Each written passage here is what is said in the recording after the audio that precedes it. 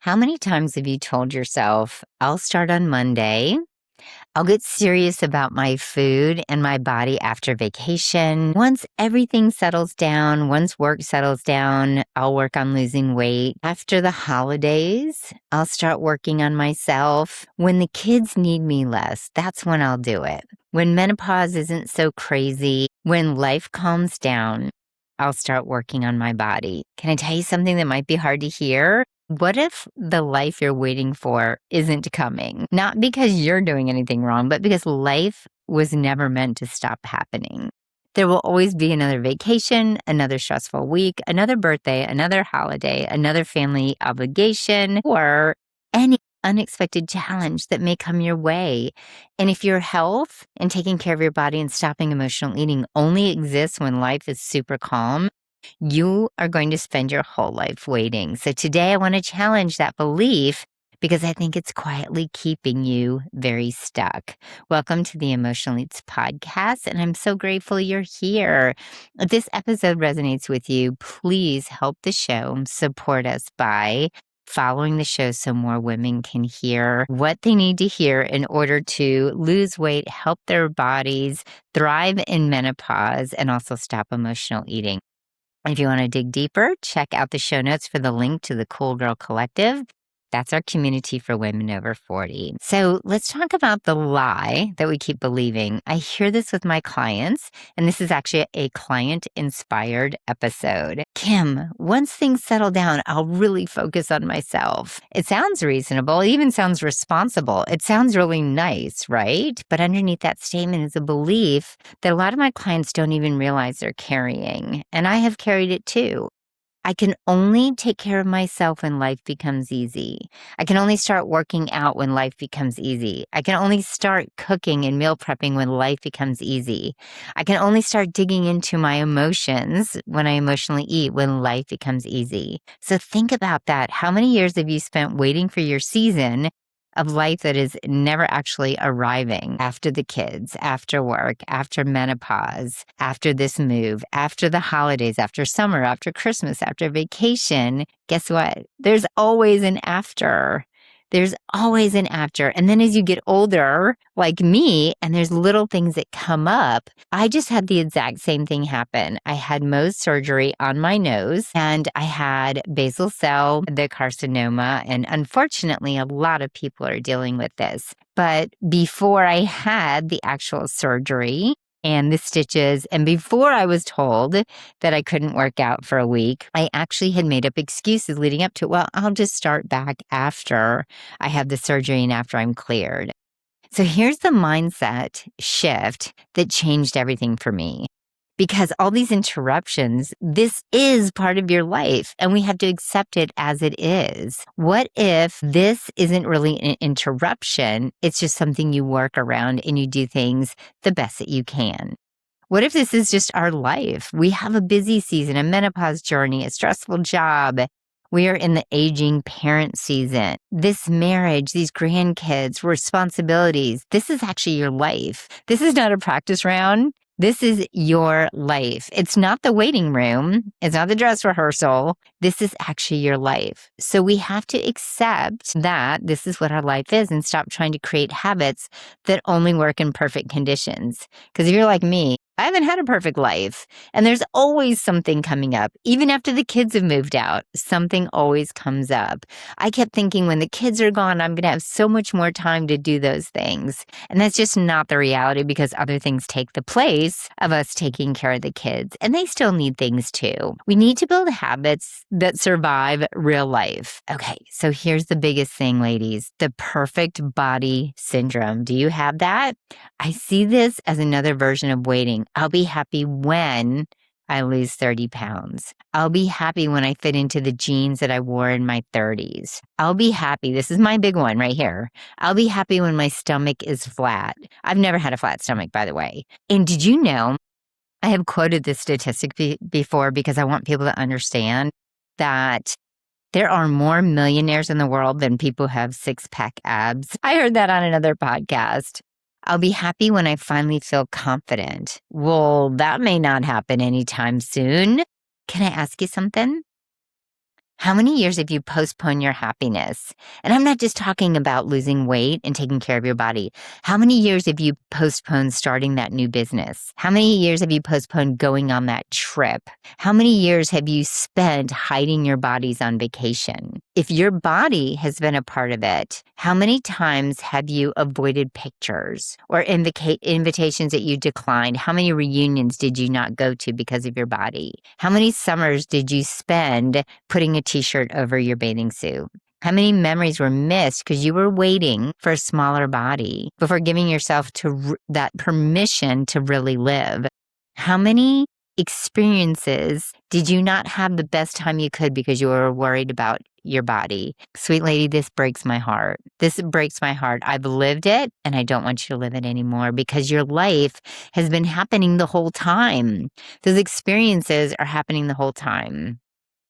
And you don't have to let your body hold your life hostage. You don't have to let your body hold you back from the experiences. Sometimes we think our weight is what's keeping us from living, but it's your belief. It's not the weight. I will allow myself to live once I look different.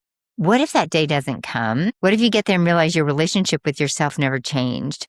I want to be really honest with you. Whether I was heavier or even at my goal weight, I wasn't always happier with myself. I wasn't more confident. I didn't feel fantastic. Sure, I could wear when I was at my goal weight, I could wear clothes that I wanted to wear, but it didn't change my life's happiness. It didn't change my experiences. It just made me be able to wear some clothes that were cute. It didn't change everything. And being at a goal weight is obviously important for some people. And remember, I've done an episode on metabolic health has to come before losing the weight. It's not just about losing weight. But when you do lose that weight, you do have an opportunity to have less inflammation. You do have an opportunity to feel better in your body. But there's so much more to it than just the weight. We're hanging on to a lot of beliefs. Peace does not magically appear when your jeans fit differently. Take it from me. Those are the things that we build now, not someday. And as you are waiting,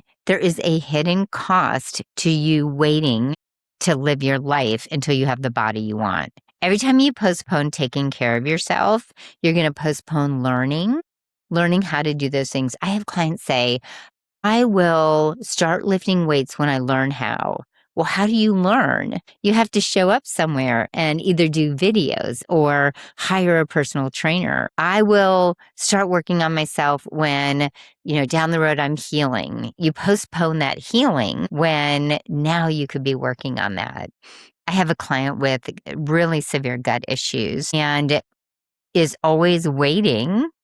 One of my clients has gut issues and is waiting for that healing to do some of the things that need to happen with it, with the movement. And it's been a really wonderful conversation to understand that the waiting has more to do with childhood beliefs than it does with actually waiting to start doing that movement. When you live with something for a long time, it becomes a belief about who you are, and that's all you can do. So if we can change that belief, then we can stop postponing. You postpone building trust with yourself. You're waiting around for some perfect situation where you feel like you can trust yourself to do something new. Some people are embarrassed too. They grew up in a way where they're embarrassed to try new things, have new experiences, go into the gym.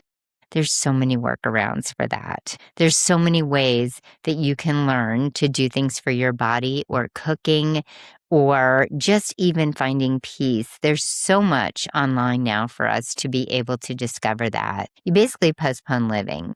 And I don't want that for you because one day you're going to wake up and you're going to realize the body that you are in could at least be healthier. Doesn't have to be smaller, by the way, but it could at least be healthier. So why not start doing what you can today and accept where you are today? That's the hardest part. You are in the body you're in, but you can improve it. You are in the body that you're in, but you can transition slowly in a healthier way. You can have wins every day. So what do we do instead of sitting here waiting till we have the perfect circumstances to stop emotional eating? make our bodies stronger, to lose weight, the first thing we do is we stop chasing perfect routines. You're not going to have the perfect morning routine. You just do what you can, the best things that work for you in the morning. A lot of people have 5 things on their morning routine list. The top 3 for me are my Bible study, my time with my husband, and my workout. And everything else that happens after that is fantastic, but I've narrowed it down to 3 so that I feel accomplished every day and I can get those 3 things done without overwhelming myself. We have to stop chasing the perfect routine. I need an hour to work out in the gym. No, sweet lady, you don't. We don't need a lot of time and bursts of energy even throughout the day. Stopping and doing 10 air squats every hour is really effective, and it gets you started and it gets you in the practice of moving your body. Instead of doing a whole routine, I had to come back very slowly after another surgery, the explant surgery. And I'll be doing a podcast very soon with a friend of mine who also had the same surgery, and we're going to share that with you. But I came back very slowly. I did 1 lower body exercise. I did 3 sets of 10 reps, and I did 1 upper body every day for a week until I started feeling comfortable. I didn't do a whole routine and worked myself back up to 30 or 40 minutes. You get to create it. You get to create a flexible routine. Create flexibility with your food. If you're perfect with food, you're going to binge. It will backfire if you find that you are an emotional eating person that is really struggling to stay on track all the time. We need to fix a lot of these other things and be flexible until we get better. Not perfect, better. Instead of asking things like, what is the perfect morning routine? This is what I want you to ask. What's one thing I can still do on my hardest day? Can you eat a protein breakfast? Can you drink more water? Can you take a 10-minute walk? Can you sit quietly and let your emotions come up and deal with them so you don't dig into the food? Can you pause before grabbing food and ask yourself, hey, what do I actually need? Can you eat lunch instead of skipping it? Can you slow down when you eat? Can you go to bed 30 minutes earlier? Those are tiny, tiny actions. And by the way, those tiny actions don't look sexy and impressive on Instagram. I get that. But those are the little things that build up that you don't have to wait until after vacation, after the kids move out, when you're done with work. These are little things that don't seem impressive, but they add up to really big things in the end. They change your life because they're sustainable and consistent. The people who endure and are consistent with those small habits are the ones that are winning. They fit into your real life. Okay, let's look at the bigger picture now. Something I often say is the way you do one thing is often the way you do everything. If you listen to the podcast about if you're binging food, you're probably binging life. I said it there and I'm saying it again. If you're always waiting to take care of yourself, what else are you waiting for? If you're waiting to eat well, you're waiting to understand why you're emotionally eating. You're waiting to figure out why you don't have peace or rest. You're waiting to work out or walk. What are you waiting on? Are you waiting to travel? Waiting to wear the clothes that are really cute? Who cares what the size is? Pick the clothes that you love. Are you waiting to start that hobby? I taught myself crochet last year.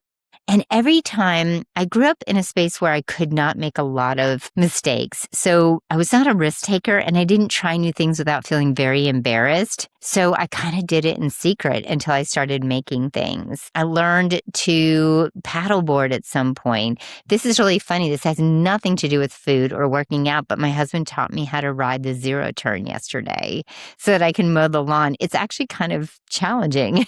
But I was kind of afraid of what I would look like in front of him, which is so silly. We wait to ask for help. We wait to set boundaries. And boundaries can actually cause emotional eating, as you know. I have a whole episode on that. We cannot wait to set boundaries and to create our own space. We're waiting to be happy.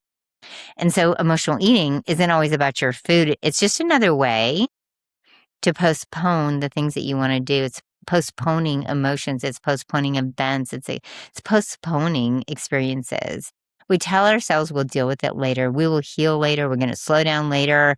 We'll prioritize ourselves later. We'll work out later. We'll eat better later. But it's turning into years at this point. I hope this gave you some food for thought today. pun intended. So today I want to leave you with a question. What are you waiting for? Not next Monday, not after vacation, not after menopause, not after you lose weight, not after life settles down. Today.